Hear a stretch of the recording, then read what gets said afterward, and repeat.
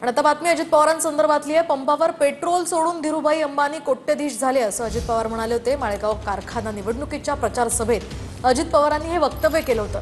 मात्र अजित पवारांचं हे वक्तव्य सोशल मीडियावर व्हायरल झालं।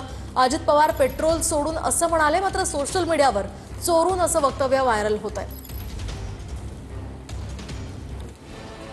अजितदादांच्या धीरूभाई अंबानींवरच्या वक्तव्यावरून सध्या राजकारण पेटलंय। माळेगाव सहकारी साखर कारखान्याच्या निवडणूक प्रचारात दादांनी धीरूभाई अंबानींचं उदाहरण दिलं। धीरूभाई अंबानी पेट्रोल सोडून कोट्यधीश झाले असं वक्तव्य अजित पवारांनी केलं। मात्र सुरुवातीला ऐकताना सोडून हा शब्द चोरून असा वाटला।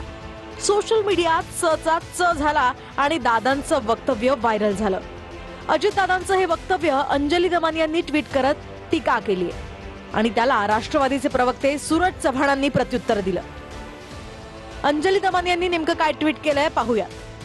पंपावर पेट्रोल चोरून अंबानी कोट्यधीश झाले आणि तुम्ही सिंचन घोटाळा एमएससीबी घोटाळा करून काय केलं असा सवाल अंजली दमानी यांनी या ट्विटद्वारे विचारला।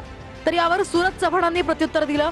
मराठीमध्ये एक म्हण आहे, धचा म करणं, तसं इथे स्वयंघोषित समाजसेविकेनं व्यक्तिद्वेषापोटी धरूनला चोरून केलंय। एकूणच चा च झाल्यानं अजित पवारांच्या वक्तव्यावरून सोशल मीडियात सध्या हंगामा झालाय।